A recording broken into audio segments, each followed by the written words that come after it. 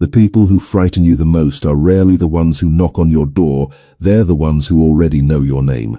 Claire Dawson had spent the last 11 months convincing herself that silence could be a safe place. Her small craftsman-style house on the quiet edge of Westchester County was far enough from Manhattan to let the night sound ordinary again. Wind brushed through maple trees, a neighbor's porch light flickered across damp pavement. Somewhere in the distance, a freight train rolled north like a low heartbeat fading into darkness. It was almost 10:30 on a chilly October evening when she locked the front door, set her worn leather satchel on the kitchen counter, and finally let herself breathe. The tea kettle began to whistle softly while rain tapped against the windows with patient persistence. Everything about the evening felt predictable, almost comforting, until the headlights arrived. They swept across her living room wall in slow, deliberate arcs before stopping directly outside her house. Claire froze. The kettle continued to sing behind her, filling the silence she no longer trusted. She stepped toward the curtain without touching it, careful to stay hidden behind the wall. A black SUV rested beneath the street lamp. Its polished surface reflected streaks of rain like liquid silver. Another vehicle pulled in behind it, then another. None of them moved, no one hurried. Whoever had come expected time to belong to them. Her heartbeat quickened. She hadn't worked child protection cases in nearly a year, yet old instincts never disappeared. They simply waited. She quietly switched off the kitchen light. Darkness settled around her. Outside, one rear passenger door opened. A tall man stepped onto the wet pavement beneath a black umbrella held by someone else. Even from across the yard, there was something unsettling about how naturally the others adjusted around him. No loud commands, no dramatic gestures. Just silent coordination born from long habit. Claire recognized that kind of authority immediately. She reached for her phone. Before her fingers touched it, someone knocked. 3 slow knocks. Calm, patient, almost respectful. The sound echoed through the house with terrifying confidence. Whoever stood outside knew she was home. The knock came again. Exactly 3 times, Claire remained perfectly still. Another 30 seconds passed before a deep voice carried through the rain. "Miss Dawson, I know you're inside." Her stomach tightened. She had never heard the voice before. "I'm not leaving until we talk."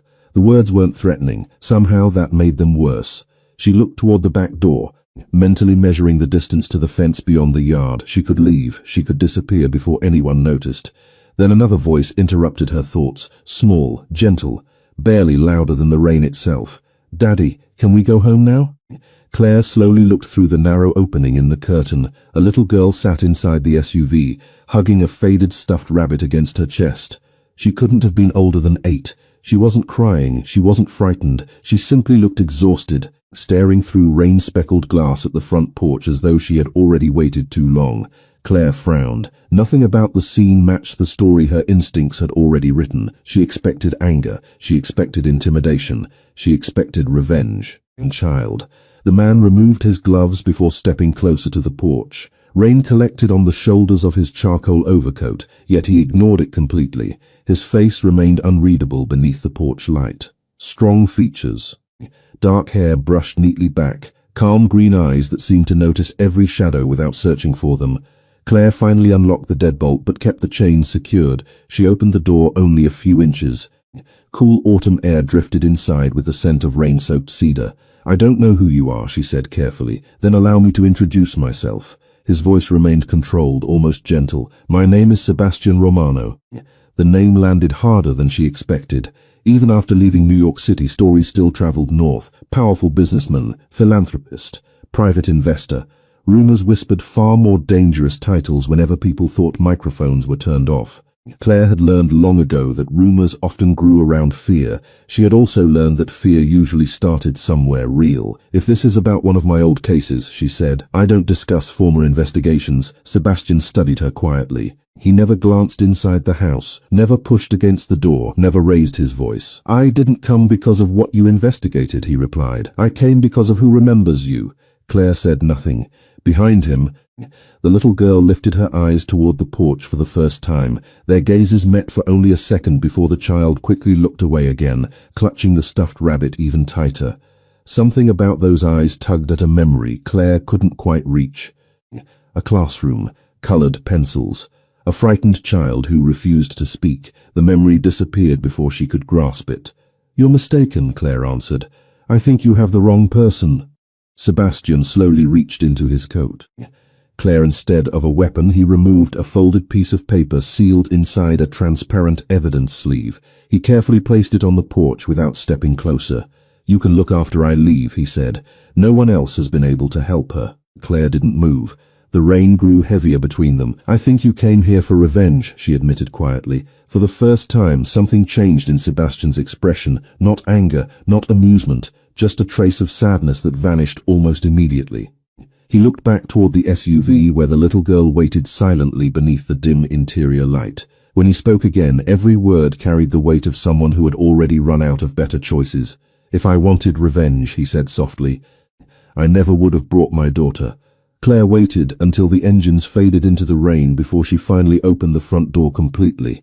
Cold air rushed inside, carrying the scent of wet leaves and fresh asphalt. The evidence sleeve remained exactly where Sebastian Romano had left it, untouched on the wooden porch, as though he believed she would eventually pick it up. She looked toward the empty street one last time. The convoy had disappeared without urgency, leaving behind only tire tracks shimmering beneath the streetlights. She bent down and carefully lifted the plastic sleeve. Inside was a single sheet of white paper. There were no threats, no legal documents, no photographs meant to intimidate her. Instead, there was a child's drawing.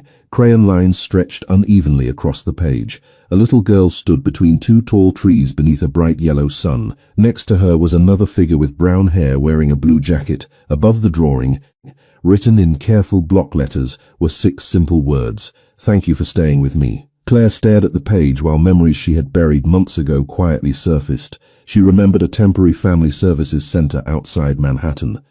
She remembered an emergency placement after a frightening incident at school. She remembered sitting on a faded carpet surrounded by crayons because one terrified little girl refused to answer questions unless someone drew beside her first. Claire had spent nearly 3 hours sketching crooked trees and smiling birds until the child finally whispered a single word: safe. The case had been transferred within days. Confidential records had disappeared into another department, and Claire had never learned what happened afterward. She had assumed the little girl had found stability somewhere else. Now she realized she had been wrong. The kettle on the stove had long since cooled. Sleep never came. Before sunrise, Claire searched every memory she could still trust, but no official report ever mentioned the surname Romano. By 7 o'clock the following morning, the rain had stopped. Low clouds drifted above the Hudson River while pale autumn sunlight spilled across quiet neighborhoods waiting for another ordinary Tuesday. Claire drove south in her aging Subaru with the drawing resting carefully on the passenger seat.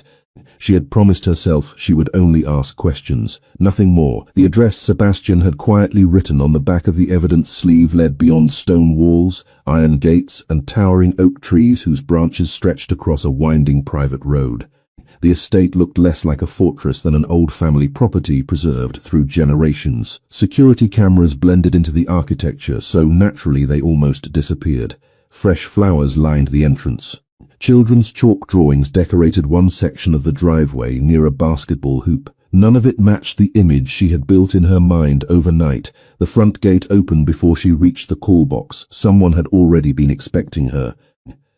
Claire tightened her grip on the steering wheel. She almost turned around twice before reaching the main house. It stood overlooking a quiet lake where morning mist floated above still water. The building itself was elegant rather than extravagant, built from limestone that glowed softly beneath the rising sun. 2 security officers nodded politely as she stepped from her car. Neither searched her, neither touched her belongings. One simply opened the front door. Inside, silence filled the grand hallway. Family photographs lined the walls instead of expensive artwork. Some showed vacations near beaches. Others captured birthdays, school plays, and fishing trips. One frame had been turned face down. Claire noticed it immediately but kept walking. Sebastian appeared at the far end of the hallway wearing a navy sweater instead of the tailored overcoat from the previous night. Without the rain and shadows surrounding him, he somehow looked more tired than intimidating. Dark circles rested beneath steady green eyes that suggested several sleepless nights had become routine. "Thank you for coming," he said. Claire folded her arms. "I came for answers." He nodded once. "That is fair." Before either of them could continue, light footsteps echoed from upstairs. A small figure stopped halfway down the staircase. Emily Romano held the same faded stuffed rabbit against her chest. She looked at Claire for several long seconds without speaking. Her light brown hair fell loosely across one shoulder. There was uncertainty in her expression, but not fear. Claire offered the smallest smile she could manage. Emily slowly descended the remaining steps. Every security officer in the room instinctively stepped farther back, giving the child space. Sebastian did not move toward his daughter. He simply watched, allowing her to choose. Emily stopped less than 3 feet from Claire. She carefully reached into the pocket of her sweater and removed a folded blue crayon. She held it out with quiet determination. Claire recognized it instantly. During difficult interviews with frightened children, she always carried blue crayons because anxious children statistically chose calming colors first. She had forgotten that tiny habit years ago. Emily had not. Claire accepted the crayon without speaking. Emily's shoulders relaxed almost immediately. For the first time since entering the estate, Claire felt something shift inside the enormous house. The tension eased. The child looked toward her father, then back at Claire before softly slipping one small hand into Claire's open palm. Sebastian lowered his eyes for only a moment, as though hiding relief he could no longer afford to show. Claire looked from the little girl to the silent man across the hallway. Nothing about the morning answered the question she had carried through the gates. It only made that question larger. If Emily remembered her after all this time, why had someone worked so hard to erase every trace that they had ever met? The safest places were often the easiest to betray because everyone inside believed the danger had already been kept outside. Claire remained beside Emily while the little girl quietly traced circles across the polished hardwood floor with the tip of her blue crayon, never actually marking the wood, only pretending to draw invisible paths that seemed meaningful to her alone. Morning sunlight poured through the tall windows overlooking the lake, filling the entrance hall with warm gold that softened every shadow. Yet Claire could not ignore the uneasy feeling settling beneath the calm. Beautiful places sometimes carried the heaviest secrets. Sebastian led her toward a bright sitting room overlooking the water instead of an office or conference room. There were bookshelves filled with children's novels, family board games stacked beneath a window seat, and fresh flowers arranged on a small table beside a piano. Nothing resembled the intimidating headquarters Claire had imagined on the drive south. Emily quietly wandered toward the window and sat cross-legged with her stuffed rabbit, while 2 housekeepers greeted her with genuine smiles before continuing their work. No one interrupted, no one hurried her. Sebastian poured coffee into 2 simple ceramic mugs before placing one within Claire's reach. "You still remember that I prefer tea," she observed before realizing the words had escaped too quickly. Sebastian gave the faintest nod. "I asked someone to prepare both. I did not want to assume." The answer sounded honest, almost careful. Claire wrapped both hands around the warm mug without drinking. "Then start with the truth." Sebastian looked toward the lake for several silent seconds before speaking. "Emily has not trusted a single therapist, tutor, security specialist, or caregiver in nearly a year. Every professional recommendation ended exactly the same way. She refused to speak, she refused to cooperate, she refused to leave her room." Claire glanced toward the little girl, who remained quietly watching ducks drift across the water. "But she came to me. She walked to you," Sebastian corrected gently. "That has never happened before." Claire looked back at him. "Why?" He slowly reached into a folder resting beside his chair and removed several photocopies. They were evaluations from child development experts, speech specialists, and behavioral consultants. Every page ended with nearly identical conclusions. Progress limited. Emotional withdrawal continues. Patient remains guarded. One report included a photograph of a drawing remarkably similar to the one left on Claire's porch. Claire studied the picture carefully before looking up again. "Someone removed my name." Sebastian remained silent. Entire sections had been blacked out or replaced. Dates remained. Locations remained. Individual names did not. "Who authorized these edits?" she asked quietly. "I did not." His answer came immediately. "I discovered them 3 weeks ago." Claire slowly lowered the papers. The room suddenly felt smaller despite the high ceiling and open windows. Someone with access to confidential records had deliberately erased her involvement. That was not an administrative mistake, that was a decision. Emily suddenly stood and wandered toward a shelf covered with family photographs. She carefully picked up one silver frame and carried it to Claire.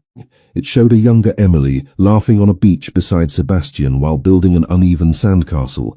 Both were barefoot, neither appeared guarded. Claire noticed another detail almost immediately. Someone had been cropped out of the original picture. The remaining composition looked unusually narrow. "Who was standing here?" Claire asked softly, pointing toward the missing space. Emily's smile disappeared. The little girl hugged the frame tightly before lowering her eyes. She did not answer. Sebastian quietly accepted the photograph from his daughter and placed it face down on the table without explanation. Claire watched the movement carefully. He was protecting something, but whether he was protecting Emily or protecting the truth remained impossible to tell. Before she could ask another question, a discreet chime echoed from somewhere deeper inside the house. Sebastian glanced toward the hallway. One of the security officers appeared moments later. "Sir, the school director confirmed tomorrow's schedule," the guard said. "Everything remains unchanged." Sebastian thanked him with a simple nod. The guard disappeared almost immediately. Claire frowned. "Tomorrow? Emily wants to return to school," Sebastian answered. "For one day." Claire looked toward the child in surprise. Emily slowly nodded. It was the first clear decision she had expressed since Claire arrived. "She has not attended regular classes in months," Sebastian continued. "Yesterday she refused again. This morning she packed her backpack before sunrise." Claire felt both hope and concern settle together. Children rarely change that dramatically overnight without a reason. She looked at Emily's backpack resting beside the staircase. One zipper remained slightly open. Inside, colorful notebooks sat neatly stacked beside the familiar blue crayon box. A folded piece of paper slipped halfway from the front pocket, as though someone had tucked it away in a hurry. Emily quickly noticed Claire looking toward it and gently closed the zipper without saying a word. The movement lasted only a second, but it was enough. Claire had spent years reading children whose voices disappeared long before their emotions did. Emily was not hiding from Claire. She was protecting something. Unfortunately for everyone inside the house, someone else already seemed to know exactly where Emily planned to be the following morning. Morning arrived wrapped in pale silver clouds, and the Romano estate awakened with the quiet precision of people who had learned to prepare for uncertainty long before sunrise. Claire stood beside the front entrance holding a travel mug of untouched tea while watching Emily tighten the straps of her small navy backpack. The little girl wore a simple school uniform beneath a light grey jacket, and for the first time since Claire had arrived, there was a trace of excitement hidden beneath her cautious expression. It was subtle, almost invisible, but Claire noticed it in the way Emily checked twice to make sure her blue crayon box was safely inside the front pocket. Children rarely revealed hope with words. They carried it in habits. Sebastian walked down the front steps a few moments later, speaking quietly with the head of security before approaching his daughter. He crouched just enough to straighten the collar of her jacket without saying anything. Emily accepted the gesture, but kept her attention on Claire instead. The silent exchange lasted only seconds before Sebastian stood again. "The school has been informed that today will remain private," he said. "Classes continue normally, no interviews, no photographs, no visitors." Claire nodded, but something continued bothering her. "Who knows she is returning?" Sebastian answered without hesitation.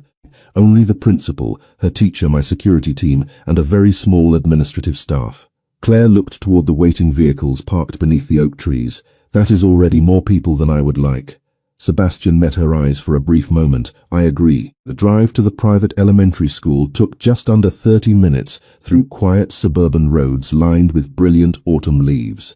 Golden maples and crimson oaks reflected across small lakes while children waited at neighborhood bus stops carrying oversized backpacks almost as large as they were. Emily spent most of the drive looking out the window with her stuffed rabbit resting quietly beside her. Every few miles she glanced toward Claire, almost as if confirming she had not disappeared. Claire answered each glance with the same reassuring smile. Trust was never built through speeches. It was built through consistency. When the convoy reached the school, Sebastian remained inside the lead vehicle.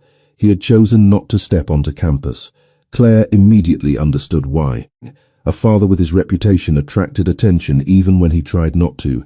Instead, she walked beside Emily across a brick pathway leading toward the front entrance, while two security officers remained far enough behind to avoid alarming the students. The school itself looked welcoming rather than exclusive. Bright murals decorated the hallways, paper pumpkins hung from classroom doors. Children's laughter drifted across the playground where recess had just begun. For a brief moment, everything felt wonderfully ordinary. Emily paused beside a bulletin board covered with colorful self-portraits completed by second graders. She carefully searched every drawing until she found the empty space where her own artwork had once been displayed. Her shoulders lowered slightly. Claire noticed immediately. "We can make another one," she said softly. Emily looked up and offered the smallest nod. It was not a smile, but it was closer than before. Their classroom teacher greeted them warmly, careful not to overwhelm Emily with too many questions. The other children welcomed her back with innocent curiosity before quickly returning to spelling games and math worksheets. Claire remained near the back of the classroom, quietly observing rather than interfering. Everything appeared calm, everything appeared safe. Unfortunately, appearances had begun to lose their meaning. Less than a mile away, someone sitting inside a parked sedan lowered a pair of binoculars after watching the Romano convoy enter the school grounds. A phone screen illuminated inside the quiet vehicle.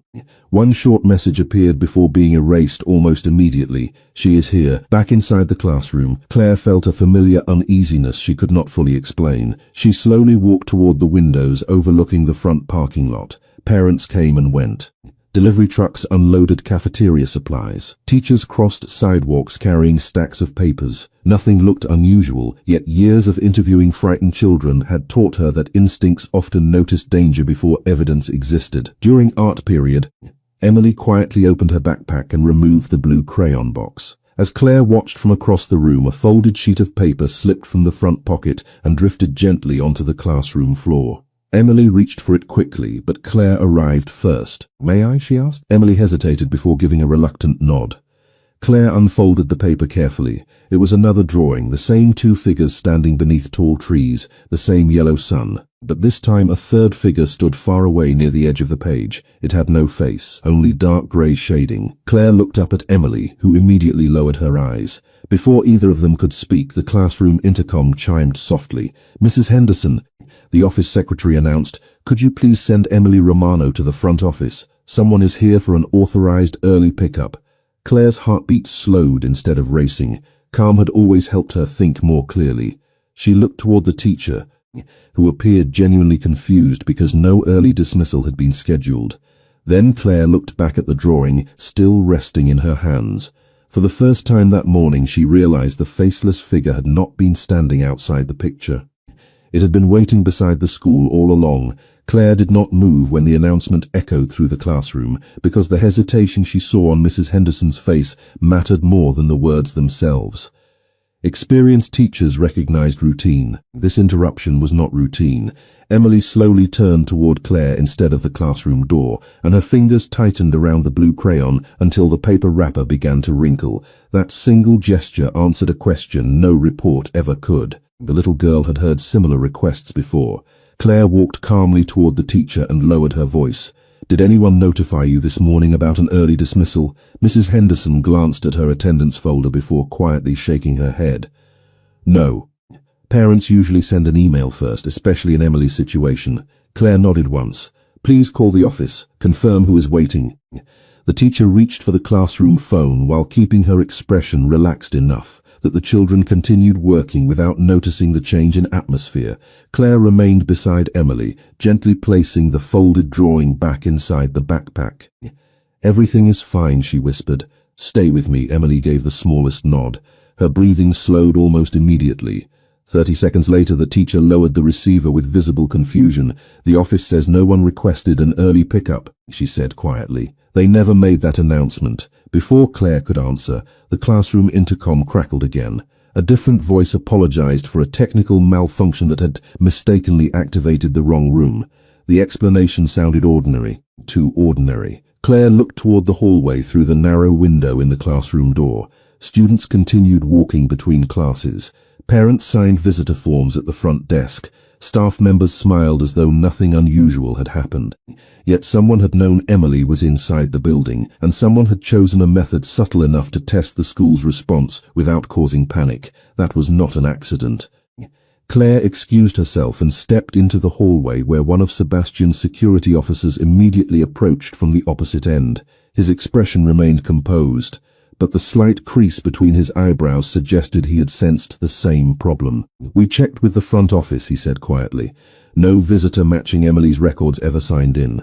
Claire folded her arms. "What about phone calls?" "Nothing unusual." She looked toward the glass entrance doors where children chased one another across the playground under bright October sunshine.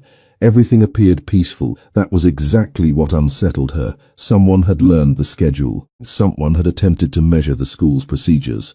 It felt less like an attack than a rehearsal. Claire called Sebastian from the quiet hallway. He answered before the second ring. "Is she safe?" he asked immediately. "Yes," Claire replied. But someone tested the system. Silence lingered for several seconds. "Bring her home," Sebastian finally said, immediately. Claire expected him to sound angry. Instead, he sounded disappointed, as though one more invisible line had quietly confirmed what he already feared. 20 minutes later, the convoy left the school earlier than planned. Emily sat beside Claire in the back seat, drawing slowly inside a small sketchbook while autumn sunlight flashed through the windows with every passing tree. The little girl remained unusually focused on one page, adding careful details before closing the notebook the instant the estate gates came into view. Claire noticed but chose not to interrupt. Trust grew stronger when curiosity learned patience. Back at the house, Sebastian waited on the front terrace overlooking the lake. He listened without interrupting while Claire described the announcement, the phone verification, and the absence of any authorized visitor. When she finished, he looked toward the head of security, standing several feet away. "Review every communication sent to the school during the past 48 hours, he instructed calmly. "No assumptions, no shortcuts." The man nodded and disappeared without another word. Claire watched Sebastian carefully. "You already suspected someone had access to private information." He met her eyes. "I hoped I was wrong." Before either of them continued, Emily quietly walked onto the terrace carrying her sketchbook. She stopped beside Claire instead of her father and opened to the newest drawing. 3 figures stood beneath the familiar trees again. Claire recognized herself and Emily immediately. The third figure, which had once been only a grey silhouette, now wore a dark suit and stood closer than before. But another detail had changed. Hidden between the trees was a tiny bird-colored bright blue, almost invisible unless someone looked carefully. Emily gently tapped the bird with her finger before closing the sketchbook again. Claire smiled softly.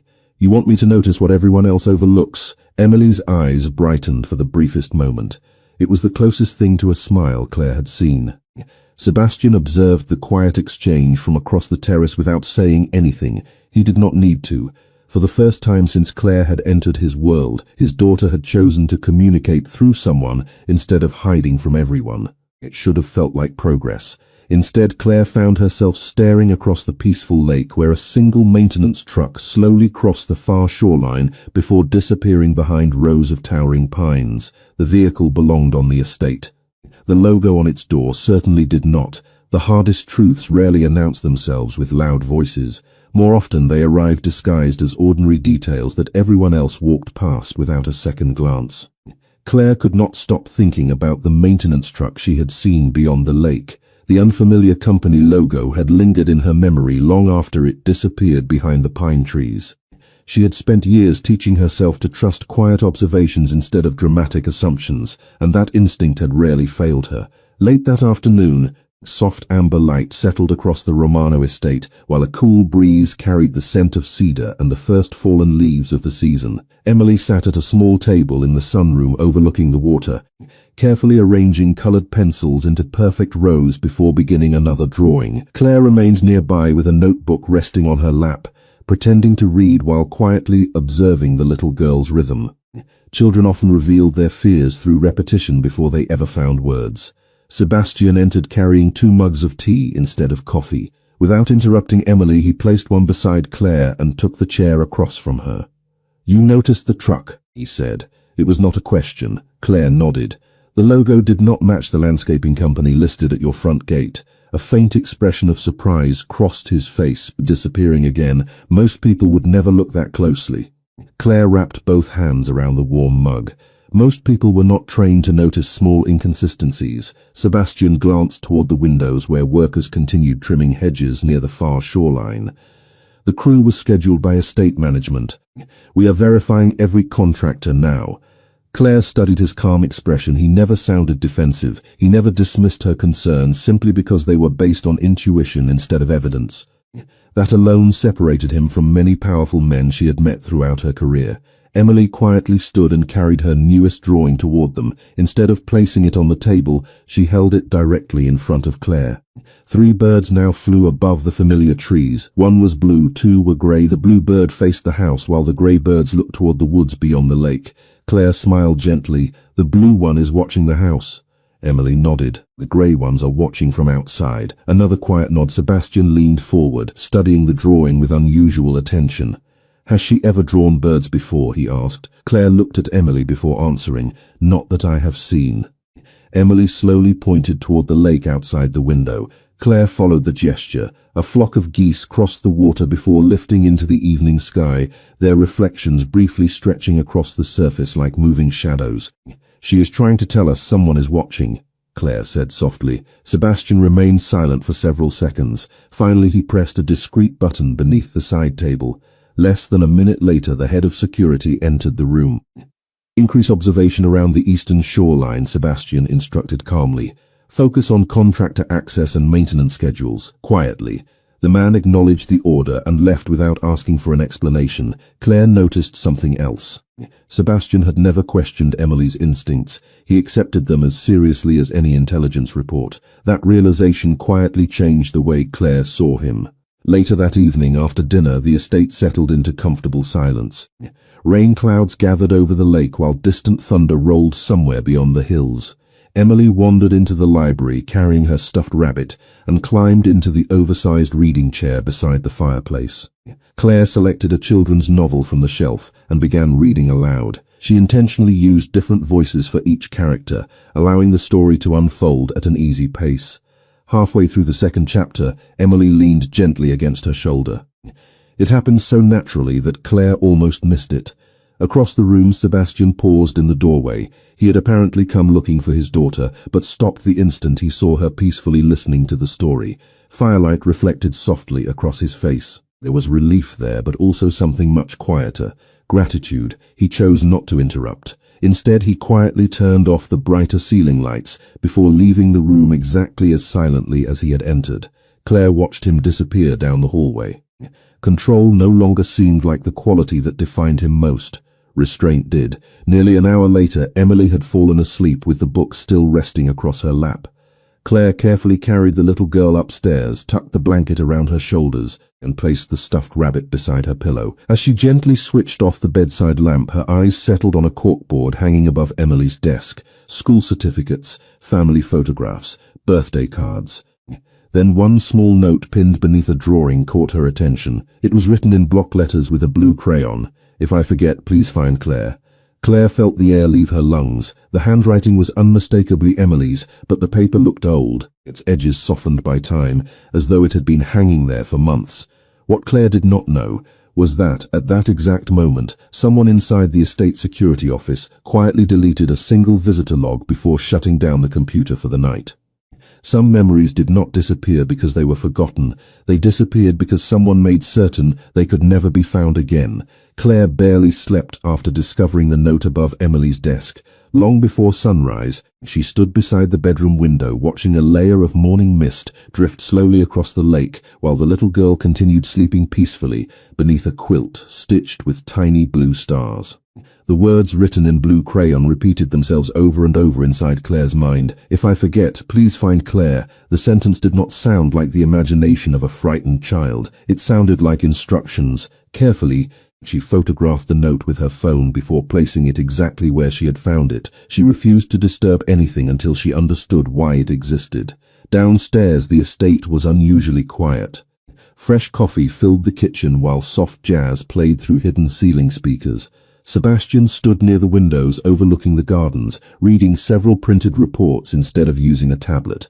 He looked up the moment Claire entered. One glance at her face was enough. You found something, he said. Claire placed her phone on the table and turned the screen toward him. The photograph filled the display. Sebastian stared at the image for several long seconds without speaking. His steady expression finally cracked, not with panic but with genuine confusion. I have never seen that note before, he admitted quietly. Claire believed him. It was the first time she had watched surprise arrive before control. How long has that corkboard been in her room, she asked. He slowly lowered himself into a chair. I look at that room every day. Claire folded her arms. Then someone counted on the fact that people eventually stopped seeing what has always been there. Neither of them spoke again until Emily wandered into the kitchen, wearing soft pajamas and carrying her stuffed rabbit beneath one arm. She looked from Claire to her father before noticing the photograph still displayed on the phone. The little girl's eyes widened slightly. She walked over without hesitation and gently tapped the screen with one finger before placing her hand over her own heart. Claire crouched until they were at eye level. "Did you write this?" Emily nodded. "Do you remember when?" A brief pause followed. Emily looked toward the ceiling as though searching through distant memories before giving one slow shake of her head. Claire understood immediately. The child remembered writing it, but not why. She gently reached into her tote bag and removed several blank sheets of paper, along with the familiar blue crayon. Instead of asking direct questions, she placed the supplies on the kitchen table. Emily sat down almost automatically. For several quiet minutes she drew without interruption, while Claire and Sebastian remained completely silent. The first picture showed the familiar trees. The second showed the blue bird. Then Emily stopped, closed her eyes for a moment and drew something new. A small room with bright windows, shelves filled with toys, a colorful rug. Claire felt her heart beat slow. She recognized the room instantly. It was the interview and counseling room inside the County Child Advocacy Center where she had worked before leaving the agency. Emily added another detail. A woman wearing a blue jacket sat on the floor beside a little girl holding a rabbit. Then she carefully drew a calendar on the wall. Claire leaned closer. The tiny squares meant nothing until Emily circled one date with the blue crayon. Claire froze. That date matched the week Emily had briefly entered protective services before every record connected to Claire had mysteriously disappeared. "She remembers," Claire whispered. Sebastian looked from the drawing to Claire. "What does it mean?" Claire's voice remained soft. "It means we did meet exactly where I remembered. She was not imagining it, neither was I." Emily slowly turned another page and began drawing again. This time she sketched a filing cabinet with one drawer hanging open. Beside it she drew a single sheet of paper flying away in the wind. Claire felt an old memory surface with startling clarity. The day Emily's file had been transferred had also been the day the agency computer system unexpectedly crashed for several hours. At the time everyone blamed a technical failure. Now the coincidence no longer felt accidental. Less than a mile away, inside a modest office building that once housed the County Child Advocacy Center, an archived storage room remained locked behind rows of forgotten case files. One cabinet held an empty folder with Emily Romano's case number still printed neatly across the tab. The folder itself contained almost nothing. Unfortunately for the person who had removed its contents, one item had never been erased from the archive log. Claire did not know that records still existed. She only knew one undeniable truth. Emily had not remembered Claire by chance. Long before Sebastian arrived at her front door on that rainy night, a frightened little girl had already decided that if the day ever came when her own memories failed her, there was only one person she believed would come back and find her. The truth rarely arrived as one dramatic revelation. More often it emerged piece by piece until every quiet detail formed a picture too complete to ignore. By early afternoon, Claire sat inside the estate library surrounded by photocopies, handwritten notes, and children's drawings spread carefully across the long oak table. Sunlight filtered through tall windows, casting narrow beams across faded leather books and polished wood, while outside the lake reflected a sky that looked almost too peaceful to belong to the same story. Emily colored quietly on the rug a few feet away, occasionally glancing toward Claire before returning to another careful sketch. Sebastian entered carrying a slim folder that looked older than everything else on the table. "One of my attorneys found this in a private archive," he said. It was not inside Emily's official records. Claire accepted the folder and opened it carefully. Inside rested a single property access report dated almost 1 year earlier. Most of the page listed routine visitors to the Child Advocacy Center, where Emily had briefly stayed under protective supervision. Every signature appeared ordinary until Claire reached the final line. The visitor's name had been completely removed, but the employee authorization number remained visible. Claire stared at the number for several seconds before reaching into her notebook. During years of investigations, she had developed a habit of writing down employee codes whenever paperwork seemed incomplete. She flipped through several older pages until she found a faded reference list she had never thrown away. Her finger stopped on one entry. The authorization number belonged internal security administrator, not a social worker, not a therapist, and certainly not anyone responsible for child welfare. Sebastian leaned closer. What does that mean? Claire answered quietly. Someone outside the counseling staff accessed Emily's file before it disappeared. At that exact moment, Emily looked up from her drawing and gently slid another page across the rug toward Claire. This time the picture showed a large key beside an open door.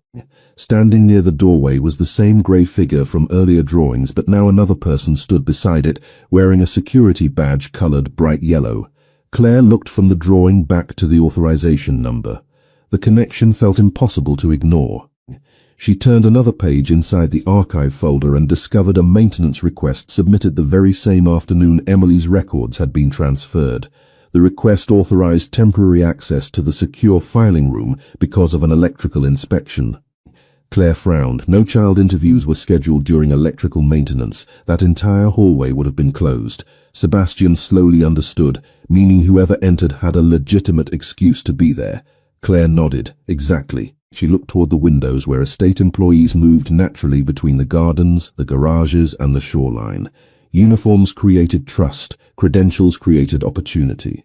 Sometimes the easiest place to hide was inside a routine everyone accepted without question. Sebastian quietly called the head of security into the library. The man arrived within minutes carrying a digital tablet filled with contractor schedules, visitor logs, and estate personnel records. Claire noticed something almost immediately. One name appeared repeatedly across maintenance assignments during the past several months. Daniel Mercer, electrical systems, security upgrades, camera inspections.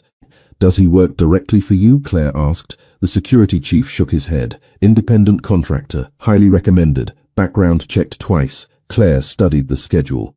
Daniel Mercer had also supervised the shoreline cameras on the same day the unfamiliar maintenance truck appeared across the lake. Where is he today? She asked. The security chief glanced at the schedule.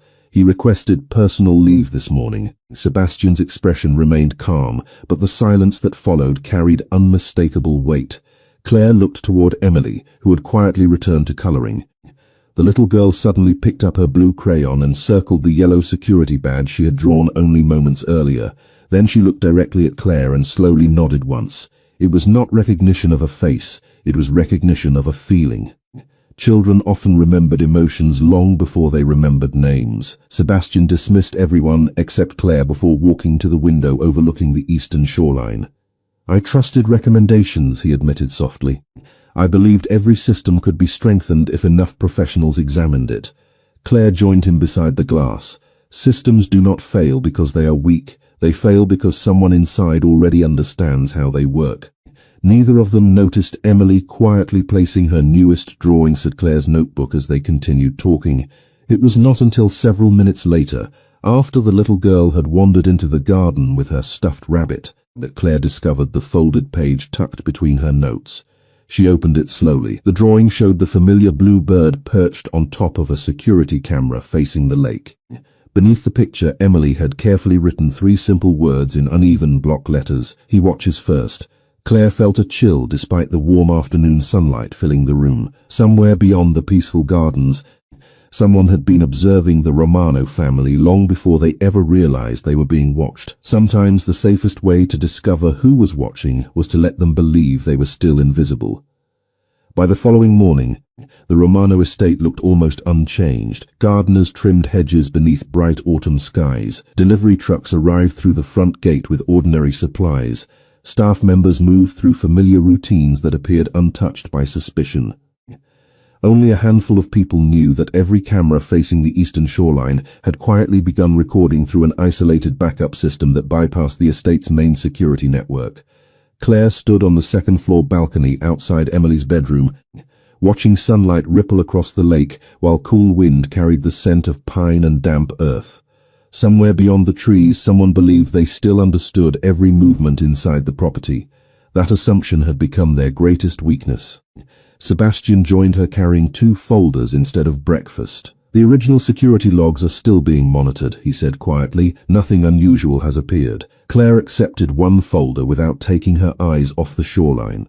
That is exactly what I expected. He looked at her with quiet curiosity. If someone has been manipulating records, they will continue using the system they trust. They do not know we stopped trusting it.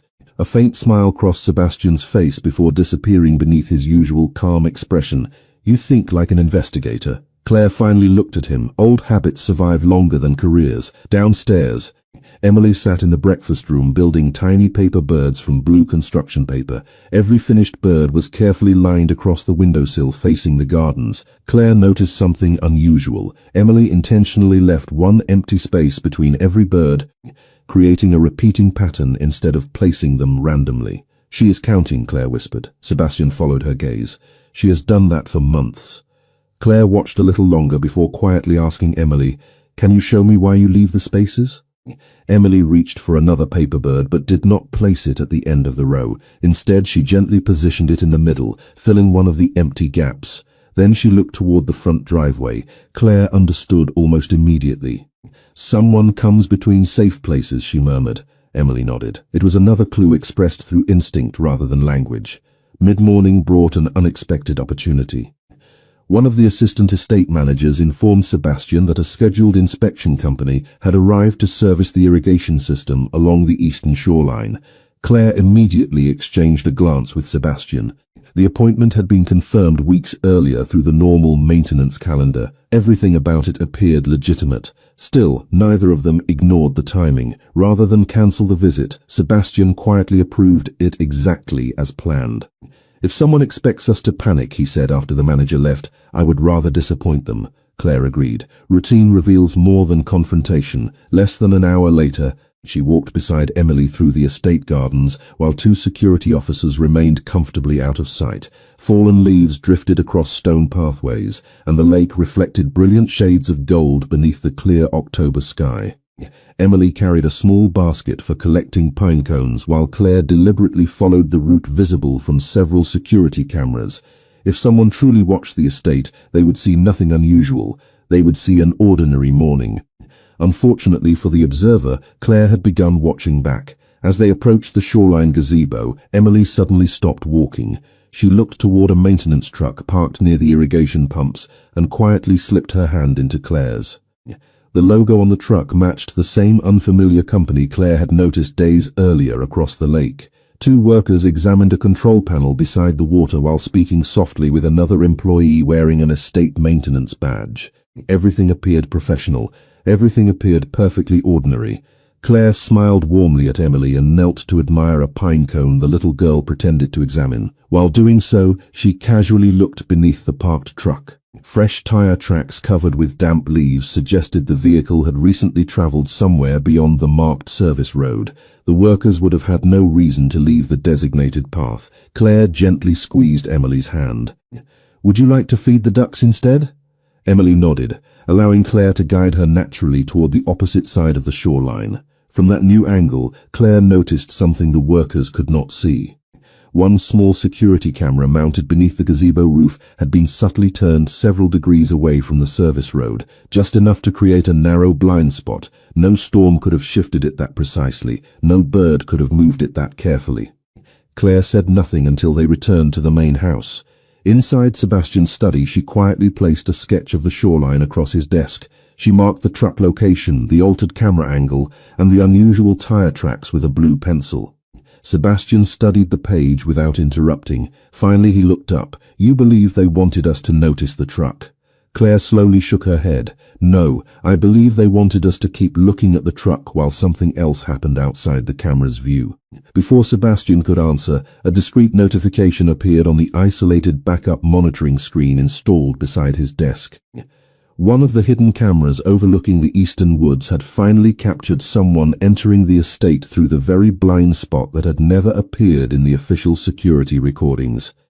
The smallest decision a parent made often revealed who they truly were when everything else began to fall apart. Sebastian stared silently at the backup monitor while the hidden camera replayed the same 30 seconds again and again. A single person wearing ordinary outdoor clothing crossed through the narrow blind spot beside the eastern shoreline before disappearing into the trees. The face remained hidden beneath a baseball cap, but one detail immediately caught Claire's attention. The visitor carried no tools, no maintenance equipment, no reason to be anywhere near the service road. Sebastian paused the recording. How long until the official cameras noticed this person? Claire looked at the map displayed beside the video feed. They never will. That blind spot was designed to erase this entire path. The room fell silent. Outside the study windows, Emily laughed softly as she folded another blue paper bird beneath the old maple tree. The simple sound felt strangely precious against the growing weight inside the house. Sebastian pressed the intercom, quietly moved everyone inside, except the normal exterior staff. No alarms, no visible changes. His voice remained steady. If someone believes the routine continues, let them keep believing it. Claire watched him closely. Only days earlier, she had expected a man who solved every problem through control. Instead, she saw someone willing to choose patience over fear because his daughter deserved one more peaceful afternoon. Less than 15 minutes later, Emily wandered into the library carrying her basket of pine cones. She carefully placed one beside each blue paper bird resting on the windowsill before looking toward Claire with quiet expectation. "Would you like another story?" Claire asked. Emily smiled gently and nodded. As they settled into the reading corner, Sebastian quietly left the room without disturbing them. Claire noticed but continued reading, allowing the familiar rhythm of the book to fill the room with calm. Emily leaned comfortably against her shoulder before slowly drifting into a peaceful nap. Claire closed the book only after the child's breathing became slow and even. Looking up, she found Sebastian waiting silently in the hallway. He motioned toward the sunroom where afternoon light painted long reflections across the polished floor. "There is something you deserve to know," he said softly. Claire followed him without speaking. He opened a small wooden box resting inside a cabinet. Carefully arranged inside were newspaper clippings, legal correspondence, handwritten notes, and several photographs. Claire immediately recognized herself in one of them. She was leaving the County Child Advocacy Center, carrying a stack of children's drawings beneath her arm. The photograph had clearly been taken from across the street almost a year earlier. Claire looked at Sebastian without hiding her surprise. "You had someone watching me." He met her eyes without looking away. "Yes." The answer came without excuses. "Not because I believed you were dangerous. Because Emily asked about you every week." Claire slowly returned her attention to the photographs. There were only a handful. None showed her inside her home. None invaded private moments. They simply documented places she visited openly: grocery stores, the library, volunteer events, ordinary pieces of an ordinary life. "I searched for every specialist in the country," Sebastian continued quietly. "Doctors, therapists, child psychologists. Emily refused all of them." He paused before lifting one folded drawing from the wooden box. It showed the familiar blue bird sitting beside a woman wearing a blue jacket. Across the top, written in careful block letters, Emily had printed 7 simple words. "Find the lady who stayed with me." Claire felt tears gather before she realized they had formed. She remembered. Sebastian nodded. She could not explain why. She only repeated, "Your blue jacket, your crayons, and the stories you read," to her. Claire carefully returned the drawing to the box. "You could have sent someone to explain all of this months ago." A faint shadow crossed Sebastian's face. "I almost did." He looked toward the library where Emily continued sleeping peacefully beneath the blanket Claire had wrapped around her. "Then someone erased your name from every official record. I realized the person hiding you from Emily might also be watching anyone who searched for you." Claire slowly understood the terrible simplicity of his decision. Keeping his distance had not been indifference, it had been protection. "So you waited." Sebastian nodded once. "Until I believed bringing you here was less dangerous than leaving you alone." Before Claire could answer, a soft notification sounded from the backup security monitor carried by one of the guards entering the hallway. The officer stopped several feet away. "Sir," he said quietly, "the unidentified visitor has appeared again." Sebastian accepted the tablet without speaking. The hidden camera now showed the stranger standing near the old boathouse at the edge of the lake. This time, the person was not alone. Daniel Mercer, the electrical contractor whose name had appeared throughout the altered maintenance records, had just walked into the frame and handed the visitor a thick envelope before both men disappeared beneath the trees. The moment a hidden pattern finally revealed itself, every unexplained detail from the past suddenly found its place. Claire stood beside Sebastian in the quiet security room while the backup footage continued looping across 3 monitors. Daniel Mercer accepted the thick envelope without looking around, tucked it beneath his jacket, and disappeared into the trees beside the unidentified visitor. Neither man appeared hurried, neither acted like someone expecting to be discovered. That confidence disturbed Claire more than anything else. It suggested they believed the official security system remained under their control. Sebastian slowly folded his arms. "Do not intercept them," he told the head of security. The order surprised everyone in the room except Claire. "Let them leave exactly the way they planned." The security chief hesitated only briefly before nodding. "Understood." When the room emptied again, Claire looked towards Sebastian. "You are letting them walk away." He quietly shook his head. "I am letting them believe they already have." Claire understood immediately. If Mercer realized he had been exposed, every remaining answer would disappear with him. If he believed everything remained normal, he would eventually lead them to whoever had been directing him from the beginning. Outside, late afternoon sunlight stretched across the lake while Emily sat beneath the maple tree, arranging her blue paper birds into another careful pattern. Claire walked outside to join her, needing a moment away from computer screens and security reports. The little girl smiled softly as Claire settled onto the blanket beside her. Without speaking, Emily moved one blue bird from the center of the line to the very end. Then she pointed toward the open space it had left behind. Claire studied the arrangement for several quiet seconds before smiling. "Someone left, but the place they occupied still matters." Emily nodded once. It was another quiet lesson wrapped inside a child's simple gesture. Claire realized that Emily had been trying to explain the same truth all along. Missing things often revealed more than the things that remained. As evening approached, Sebastian invited Claire into the music room overlooking the western gardens. A fire burned quietly inside the stone fireplace while soft piano melodies drifted from hidden speakers. For the first time since arriving at the estate, Claire noticed no security personnel standing outside the door. The silence felt intentional. "There is one last question you have never asked me," Sebastian said. Claire looked toward him. "Why did you believe Emily instead of everyone else?" He smiled faintly before walking toward an old upright piano resting beside the windows. A framed photograph stood on top. It showed Emily several years younger, sitting beside an elderly woman whose warm smile immediately drew Claire's attention. "My mother," Sebastian explained. "She raised me after my father died." Claire picked up the photograph carefully. "Emily resembles her." "She does." He looked toward the fire. "My mother spent 40 years teaching first grade. She used to tell me that children almost never forget the people who make them feel safe. They only lose the words to explain why." His voice remained calm, but something deeper rested beneath it. When Emily described a woman with blue crayons who stayed on the floor beside her instead of sitting across a desk. "My mother told me not to search for another specialist. She told me to find the same person." Claire lowered the photograph gently back into place. Everything suddenly felt much simpler than she had imagined. It had never been a search driven by power. It had been a father following the quiet wisdom of another parent who understood children better than any official report. At that exact moment, the head of security entered carrying a sealed evidence envelope. "Sir," he said, placing it carefully on the table. "The surveillance team recovered this after Mercer left the woods. Inside rested several copied property maps, outdated security schedules, and a handwritten payment ledger." Claire immediately noticed one final document tucked beneath the others.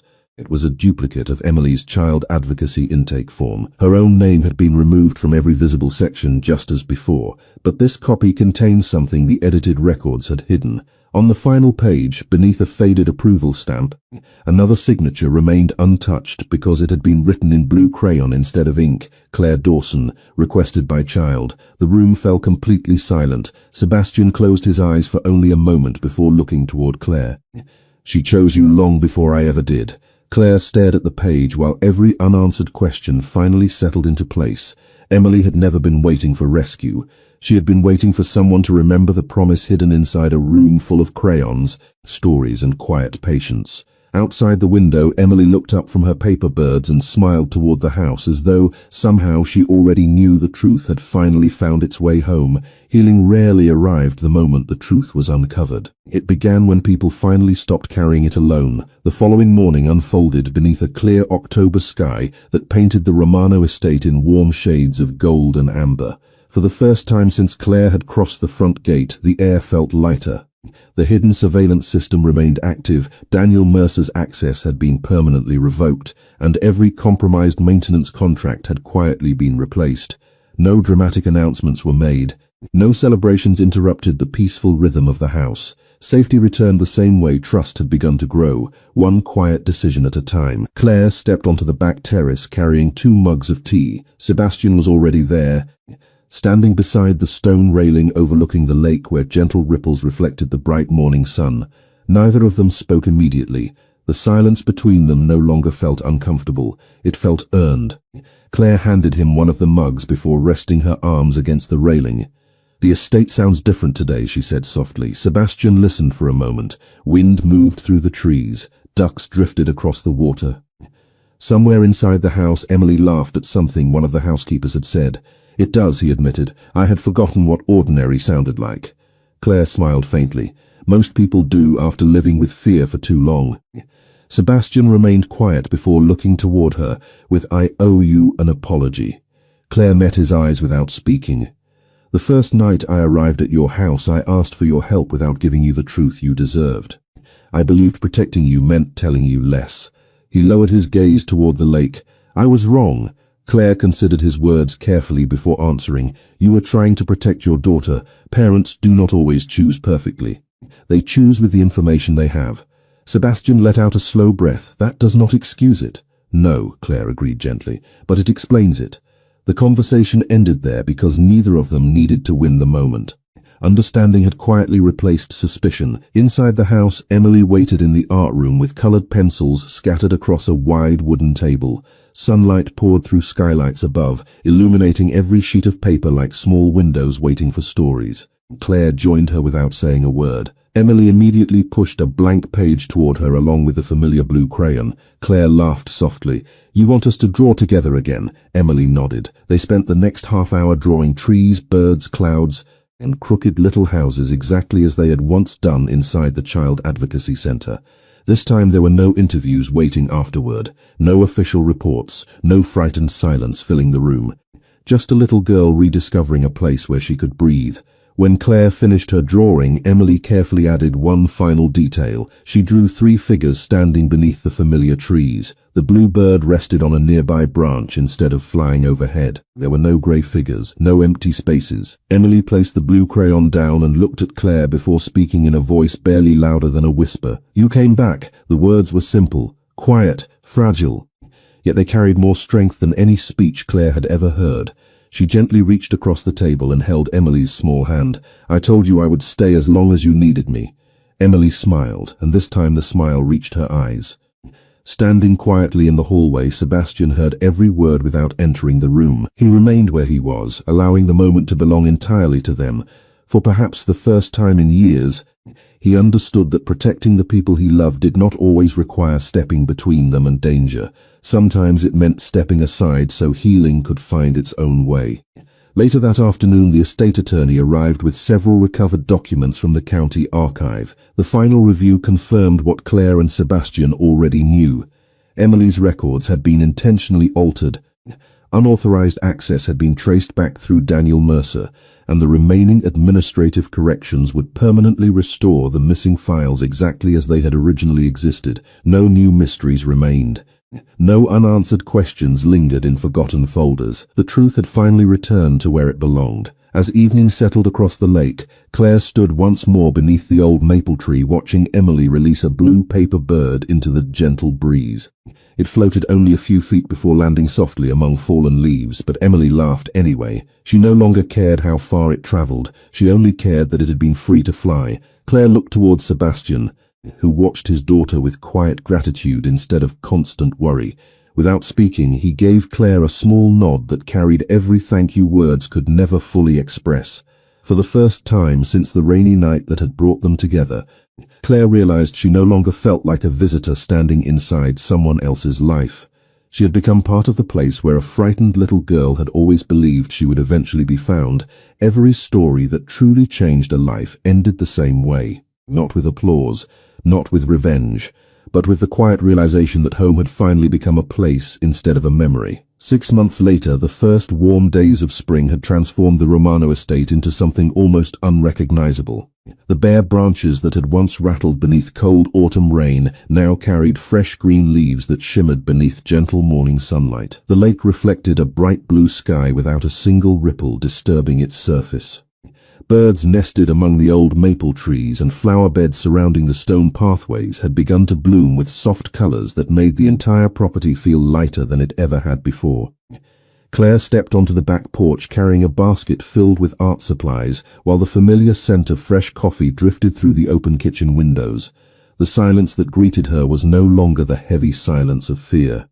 It was the peaceful silence of people who no longer needed to look over their shoulders every few minutes. Emily raced across the lawn wearing faded sneakers and a denim jacket with blue ribbons tied into her hair. She laughed as she chased a paper bird lifted by the spring breeze, her voice echoing across the gardens with a confidence that had once seemed impossible. She no longer carried her stuffed rabbit everywhere she went. It still rested safely on the bookshelf inside her bedroom, but it had become a keepsake instead of a shield. Claire watched her for a moment before spreading drawing paper across the picnic table beneath the maple tree. Emily hurried over, carrying a small box of carefully organized crayons. Without needing to ask, she placed the blue crayon beside Claire first. Some traditions deserved to remain exactly as they were. A few moments later, Sebastian walked out from the house, dressed simply in rolled sleeves and dark jeans instead of tailored suits. He carried a tray with lemonade, fresh fruit, and warm blueberry muffins that one of the housekeepers had baked earlier that morning. He set everything on the table before looking toward the two people who had quietly become the center of his world. There was no guarded distance left in his expression, no constant calculation hidden behind careful eyes. He still carried responsibility with quiet strength, but responsibility no longer looked like isolation. Claire smiled as Emily immediately insisted that Sebastian sit beside them instead of across the table. He obeyed without pretending to resist. Together they spent the morning drawing impossible trees with oversized branches. Birds colored every shade except the ones found in nature, and little lakes filled with smiling fish that ignored every law of biology. Their laughter rose and disappeared into the warm breeze, while the old estate quietly accepted a future built from ordinary moments instead of constant vigilance. Later that afternoon, a delivery truck arrived carrying several framed certificates from the County Child Advocacy Office. Emily's original case file had been fully restored. Claire's name appeared exactly where it had always belonged, accompanied by every note, observation, and recommendation that had once been erased. The agency had also invited Claire to return as a consultant whenever she wished. She thanked them with genuine gratitude but declined the full-time position. Her calling had never changed, only its address had. Before sunset, Claire walked alone to the edge of the lake where the water reflected streaks of orange and gold beneath the fading sky. Sebastian quietly joined her without interrupting the peaceful silence. They watched a family of ducks glide across the water before he finally spoke. "I spent years believing I could protect the people I loved by building stronger walls." Claire looked toward the lake. "And now?" He smiled gently. "Now I know people feel safest when they know someone will stay beside them after the walls are no longer necessary." Claire turned toward him. There were no dramatic declarations waiting between them, no promises spoken simply because stories expected them. Instead, Sebastian carefully reached for her hand. She accepted it with quiet certainty. Nothing about the gesture felt hurried. It felt like the natural ending to every choice they had already made. Behind them, Emily called their names from the garden. She stood beneath the maple tree, holding one final drawing high above her head so they could both see it. Claire and Sebastian walked back together, while the evening light settled softly across the grass. Emily proudly placed the picture on the picnic table. Three people stood beneath two tall trees beside a quiet lake. A bright blue bird rested peacefully on one branch. Above them, the sun filled the page with warm yellow light. There were no grey figures, no missing spaces, no erased names. Claire looked at the drawing before meeting Emily's smiling eyes. "It is beautiful," she whispered. Emily nodded proudly before taking one hand from Claire and one from Sebastian.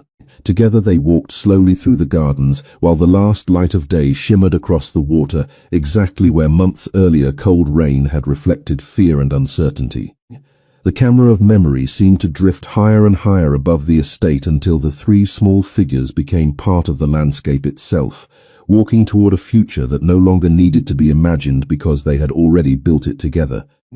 Sometimes the greatest act of protection is not rescuing someone from the darkness. It is staying long enough to help them believe in the morning again.